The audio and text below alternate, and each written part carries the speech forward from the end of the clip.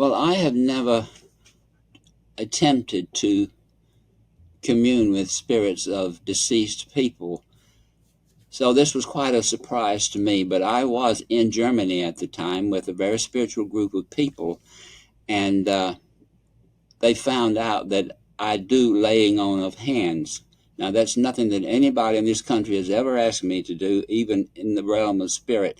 But over there, they were really into it, and they would ask me to do that for them, and I just had to schedule people for that. So I was in the apartment of a friend of mine, and after all the people had come and gone, I was still praying for some of them, and the thought of Adolf Hitler kept coming into my mind, and I thought, why am I thinking about Hitler? And as soon as I asked myself that question, I realized that in the realm of spirit, he was standing just to my left side. And I was very wary because I've heard stories of people uh, being visited by deceased people, and sometimes they would try to possess you or whatever. So I just said, "What do you want?" And that's when he said, "Love." Well, you could have blown me over with a feather. Adolf Hitler asking for love. I was still wary of him, and I was not about to let him into my consciousness to maybe play some havoc with me. And so the thought came to me to say, if you're really serious about this, I will take you to Jesus. Well, I've heard that if you mention Jesus' name or Jesus' blood, that any kind of spirit that's not in a relationship with Jesus would just head for the door. But he didn't. He just stood there patiently by my side, waiting for me to make good on my offer. So I took him to Jesus and left him there and asked Jesus to be gentle with him, because I thought anyone who had the life that Hitler had and is now seeking love uh, needs a lot of gentleness and love, because, of course, God had said it's not his will that any soul should perish, and Jesus said that he came not to save the righteous but sinners. So Jesus had a great interest in that. That's that's interesting. Now, how did you recognize that this was Hitler? I just intuitively knew who it was. Did I you just see the image of him or something, no or no just okay? no. I just felt his presence to my left side, as if he was standing by me on the left side, and I knew who it was, but I was not afraid. Okay. There was nothing that instilled fear in me about him. I just knew who it was. Do you think he's in heaven, or he's just waiting for his transition still? I don't know. I don't get information of that kind. Some people do. Uh, I think wherever he is, uh, celestial beings are working with him, and Jesus is working with him and helping him. Uh, and it seems to me that it's quite possible that since he's turned to love, that he could become a great force for love. Maybe he will just realize that his deeper yearnings were directed in the wrong direction when he was on earth. You are 82 years old, right? Oh, yes, 82, yes. Okay, God bless you. Now, do you feel that you are an infinite soul in an 82 years old body? Well, maybe I feel that I've had to really work very hard on spirituality. I didn't come in with it thrown in my lap like some people, but probably most people do have to work hard at it. So I think I butted my head against the wall a number of times, but I was searching wherever I could. I, for a couple of years, studied Vedanta, and I tried the Christian mystics, but they didn't make any sense to me. And I looked at Buddhism, that didn't make any sense to me. And so I was just trying different things until I finally found something that worked. But I'm very much indebted to that friend of mine, and that friend of mine is uh, the subject of one of the healings that I describe in my book. One of the uh, stories about what happened to people, and it was a healing in his case. Do you remember your life in heaven before you came to earth? No, but strangely enough, I had felt for many years that when time came for me to be sent to earth, that I was being rebellious, that I just did not want to come. I knew it was not a pleasant place to be, and I was about to be shoved down the shaft. And so I heard of a very spiritual person who lived at Virginia Beach, and I was visiting some friends there. And so I went to her, and she did regressions. And I said, I want to go back and relive that experience of what it was like just before I came to Earth, because I felt like I was shoved down a shaft. And so we did this, and it was really quite a story. As I felt they were about to push me, I said, I want to talk to Jesus. So they let me go and talk to Jesus. And I was saying, I really don't want to go there. I said, it's really bad and something needs to be done. And he said, there is something that can be done. Would you like to help? Well, I wasn't too keen on it, but who could say no to Jesus? So we had a long talk, and he encouraged me a lot and told me that he would be always by my side. I could always ask for him, and it was just really encouraging. And so then I consented. Not that it made a difference. I think I would have been shoved down the shaft anyway, but I accepted. So that does make a difference in my life, I would say. You said you remember a little bit about your time before your incarnation on earth, and you didn't want to come here. Why do you think you came back to earth? Well, I think my soul needed some more development, as well as I needed to experience some more down level things. I've been told by intuitive people that in the past I have been priests and ministers, but that was somewhat removed from the real life of the common people. So I came back this time in to serve in more than one way, to serve really on a physical level. Some very, very down to earth people who were not really interested in or higher things, uh, at least not that being expressed in words and ideas. I mean, some of the people were extremely highly spiritual, but some of them couldn't even read and write. And then I had a lot of service with my family, my parents, and my sister who had brain damage at birth. So I was doing physical stuff like, you know, changing diapers and that sort of stuff for many years. So I think I needed to really learn to get into that so that I would not get lost in the more mental stuff like uh, theology. I really wanted the experience of God. That was what I was interested in. And when I first started studying the Vedanta, I was intrigued by the uh, ecstatic experiences they were having, and that's what I really was interested in at the time. But as the years went by, I began to really want to go beyond that, to just resting in that deep peace and stillness and feeling it radiating from me. And strangely enough, uh, when I was young, I studied pipe organ, and I went to Europe and studied for 6 years. And my organ teacher here, where I am in Alabama, I didn't know, but he was very intuitive. And he told me one time, anytime that you are in the church, I feel it. And I said, how do you feel it?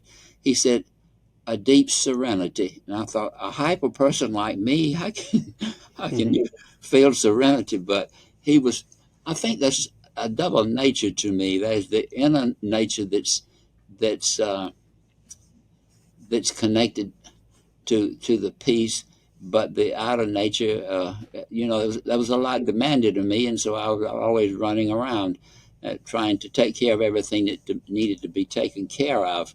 Still, when I was in living in Switzerland, I had a friend and we were sitting talking one time, and after I've talked to people for a little while, somehow or other, something within me starts reaching out to connect to something deeper. And so I sometimes tend to kind of stare out into space. And she looked at me and she says, "Hello, where are you? You've left me." Well, I was hearing what she was saying, but something within me was reaching out to that deeper peace that I had not even studied or knew how to formulate thoughts about at that time. So your way to your path to awakening started when you were about 30 years old, right? Yes, and sometime after that, I was studying in the Bible, and then I had that first STE, what are they called? But it was a dream. Although it was a dream, it was a spiritual experience, and I knew when I woke up Okay. it was. And I had had several dreams before that in which I was seeking the entrance to a secret staircase. I didn't know what that meant, but in this particular dream, when I started seeking for the secret staircase, someone came and opened some golden gates for me.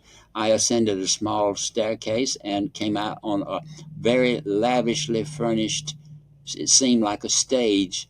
And for some reason, I turned around and there was this blinding light. I had to throw myself on my face and cover my head because I couldn't bear the brilliance of the light. And I thought after that, well, maybe I'll have a lot of experiences like that. Well, I never had another one quite like that. And then as I deliberately studied, I really became depressed because I didn't think I was getting along any further. And then I had the second experience, and that was a friend of mine visited me and he wanted to go to see a movie. Well, it just so happened that the movie that we went to see was called Chariots of Fire, which has a spiritual, religious tone to it. And as soon as we sat down in the theater, Jesus was sitting in the body of my friend. I knew it was Jesus. There was absolutely no question in my mind. I recognized the vibration of him. It was very strong, and he was just sitting there radiating this divine love to me almost through the whole movie. And I thought, oh, wow, I really want to continue to have experiences like that. Well, I've had many experiences in which I knew Jesus was with me, but it was never quite that strong. And I think perhaps the reason might be that I'll get so intrigued with that I would forget about people, other people. And that's what my purpose in being here is to touch other people, to allow God through me to touch people, whether I'm aware of it or not. And part of the way that you get that to happen is to set the intention for it to happen, and then you don't try to monitor it. Okay, so you have this, you got this calling for praying for other people. You got this message from somewhere coming to you that you have to pray. How the desire came into your heart to be praying for other people? Well, often you just hear about people who are having some kind of hardship, whether it's financial or physical or mental or whatever, and you just have compassion for them, and you'd like to pray. And I mean, God can do anything and He doesn't need you, but still, somehow or other, God does use us in some way. And by reaching out to these people, you can be of assistance, allowing God to touch them through you. And I wanted, I really wanted to be a healer. I wanted to be, like Joel Goldsmith. Well, I'm not Joel Goldsmith, that's for sure. I But that process that I use that you had asked me about, I haven't told you yet all the steps. I get to the stage where I would be doing something like Joel Goldsmith, but I lead up to it with other things. Okay, but can you describe for us the method of your meditation? You said you meditate in your own way. Well, it's really what people call praying for other people, and I call it communing with the Spirit of God within them.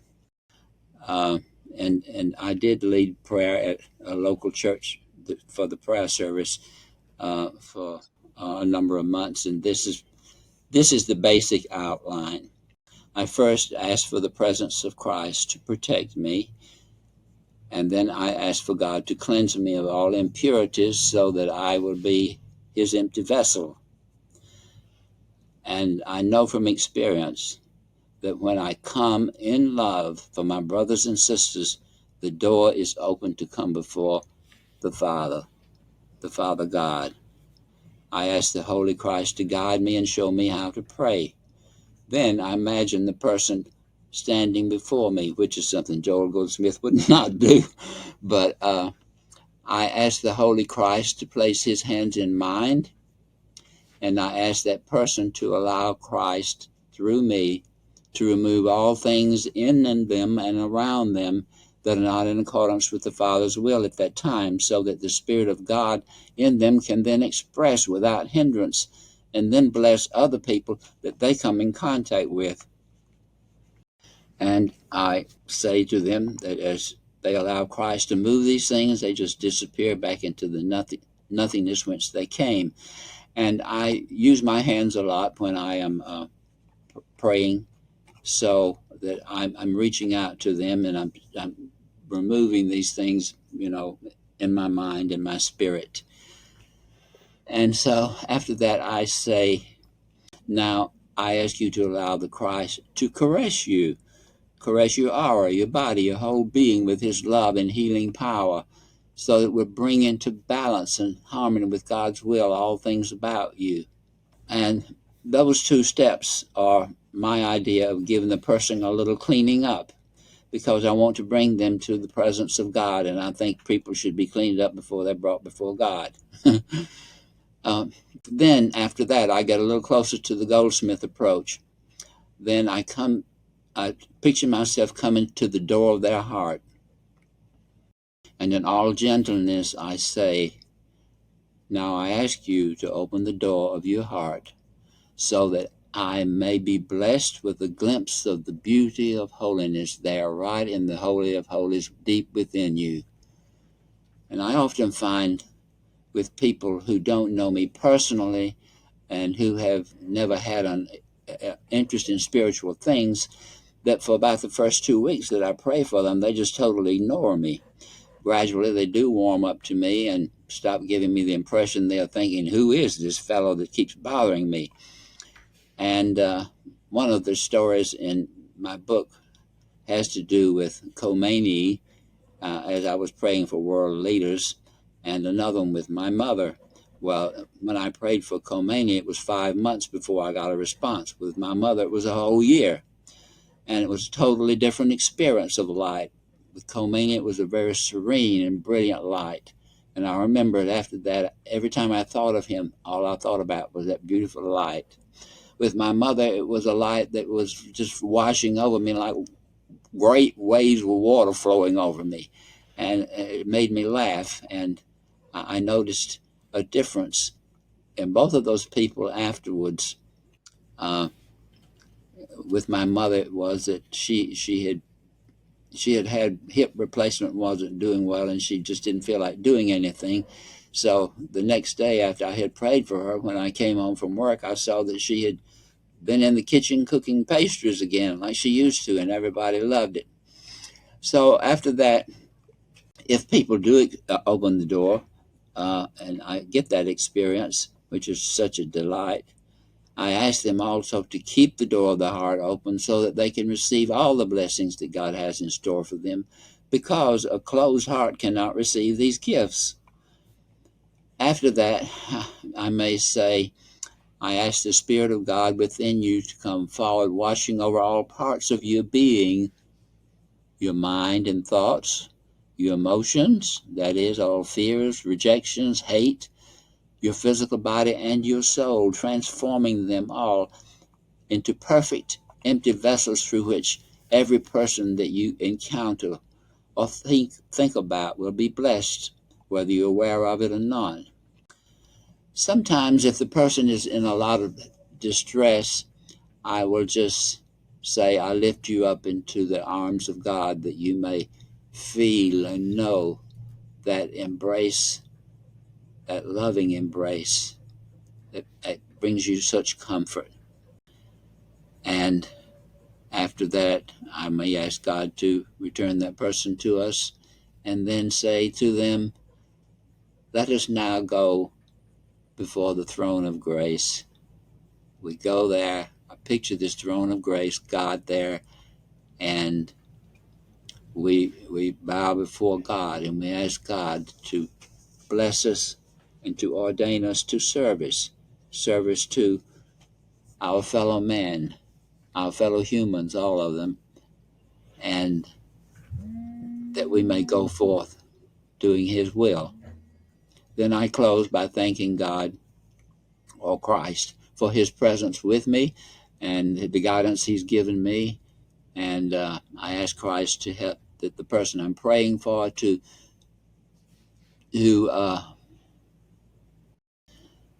to recognize and be aware of His presence beside them as He goes with them forth in their lives. Okay, you said you can feel people's distress. How do you feel that? You can see that around them, or you just feel it in your heart? How do you feel that? Well, sometimes I do feel that they are, and if I know them personally, I will know if they're in distress. But when I first just imagine the person in front of me, whether I know who it is or not, whether I know what they look like or not, I often just seem to sense a sort of a murky cloud around them. And a lot of times that's mental distress, worry, discouragement. But it can be, something in the physical body. I just seem to sense that. And that's the reason I want to ask them to let Christ extend His hands through mine to them and just remove those things to the extent that they allow. I'm not trying to force anything on them. And if they will allow it, they do get relief from it. Now, Jerry, are you afraid of death? No, I'm looking forward to it because the physical body is like a dead weight on me, and I want to just soar away. But I know that there are things I'm assigned to do, and that I shouldn't be asking God to let me go soon. But sometimes I do when my knees and my back and my shoulders are bothering me, and I can't sleep at night, and I think, why can't you just come get me now?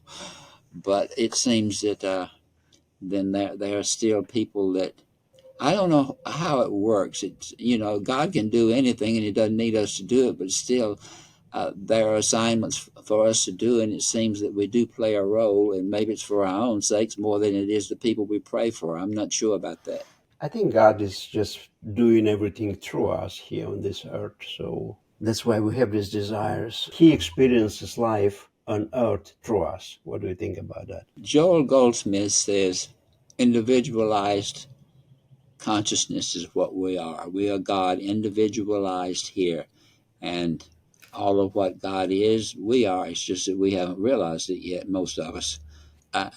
God is, it seems that God created so that He would have some companionship, and He wants those that He created to continue in a close relationship with Him. And apparently, in the Garden of Eden, the fruit of the tree of the knowledge of good and evil sort of distance ourselves from them, because the realm of good and evil, and even of physical bodies, is not something that's totally real, because it will one day disappear.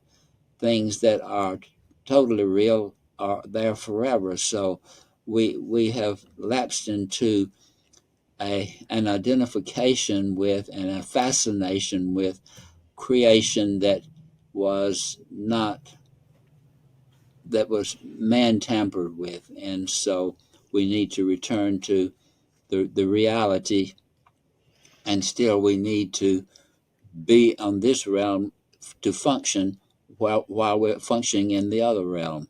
Okay, you said that you are not afraid of death anymore. When this, and you are looking forward actually to that, when this desire to move to another side came into your heart first time? I'm not sure, but the any fear of death began to leave me when I started communing with the Spirit of God and other people. I just lost any fear of them and of death. It's because you're beginning to shift your sense of identity away from the the physical level, earth level things, and so you don't fear death anymore. In fact, you know that if you're released from the body, you're released into the realm of eternal spirit. Okay, how did you get this knowledge that you are released to the eternal spirit? I think it was just the experiences with people when I prayed for them. Of course, I had that dream of being the light and the dream with Jesus, but I needed to experience the Spirit of God in other people. When I did that, I just lost a fear of death. Okay, so you said you felt Jesus many times in your prayers and your meditation. How did you feel Jesus? You've seen his face, you've seen his figure or something, or you just felt in your heart. And how do you know exactly that was Jesus? I just sense it, and it's very subtle. It's not strong like it was in the theater there, but it's very subtle, and I just intuitively know who it is. You mentioned that you saw Jesus in the body of your friend while watching a movie, and you saw that light No, in your friend's chest. Can you describe that, please, that experience? well, I didn't see anything in my friend. I just felt it. I knew that Jesus was sitting there in his body. But also, when we were talking at home, I would sometimes sense this light in his chest. And I mentioned it to him, and he said, "That's because I'm concentrating on the light of God in you. And you then are noticing it on a spiritual level and seeing it within me." So that's the reason I think the way that I pray is effective, because when I concentrate on that Spirit of God in other people, then it's beginning to awaken something deep within them that some people may not have ever had awakened before, or even had deeper thoughts about. And it's also, I think, one of the reasons that we can pray for like world leaders who are creating havoc in the world. Okay, now you mentioned that you are kind of looking forward to your passing away, I mean, going to heaven or to another side. Do you feel any joy and happiness, like a happy expectation in your heart when you think about this? Well, some people think of heaven as streets of gold and angels singing and playing instruments, but I hope that I will be allowed to go beyond those things back to the very heart of God and just rest there in peace without needing any kind of distractions or experiences that would be similar to what one might imagine here on earth. Yeah, you see, some near death experiencers, people who went to another side and came back here, they say that people see on the other side what they expect to see. Let's say if you're a Christian, you're going to see Christ. If you're a Buddhist, you're going to see Buddha. If you believe in a beautiful scenery, you're going to see a beautiful scenery. What do you think about this? I think that may be likely, but of course I have no idea. Okay, Jerry, I'm going to ask you one question about your book. I know you have a book called Dwell in Love. Can you talk about this a little bit? Now, I put this book, Dwell in Love, online because it seemed nobody was interested in buying the books, and I have a storage house full of books. If anyone wants a copy of the book, I just stopped selling them. I didn't want to deal with the taxes. Yeah, So if anyone wants a book, I would appreciate if they would pay for the shipping costs yeah. because I'm on. Some people would consider me to be living on a poverty level, but I put the whole text online so anybody could read it that wanted to, and if they didn't want the copy. But you can go to my website, which is www.dwellinlove.com, and there you can request a hard copy if you want to. You can send me a message, and as well as you can read the whole book there. One more question, Jerry. What do you think is your purpose in this life? Well, it's twofold. Part of it was to develop my own uh, being uh, and become less self-centered, maybe. And the other purpose is to offer assistance to other people when often they don't even know that you're doing it. They're not aware of it. They haven't even asked for it. Sometimes God does that through you without you knowing about it, but also in deliberately just thinking of someone and then thinking, this is God come to earth to express as an individual consciousness, and the outer things do not define the person. Deep within, there's this beautiful light and love that is what the reality is of that person.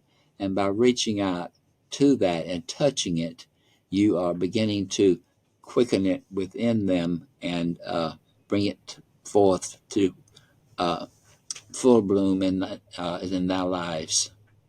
One last question. What is your message for listeners of About Freedom Show? Do you have a message for them? Stop more often and think about God. Contemplate what God is, although we really can't comprehend that here. But there are many scriptures and other books that you could read and think about and contemplate what the message is, and to think that there is a deeper purpose than anything that we could ever come up with for our lives, and to seek to reach out to that and to just feel joy, just joy without any particular reason of something happening, just know the joy of God's Spirit. Thanks for watching About Freedom Show. I really appreciate you. Please subscribe and thanks again for your support.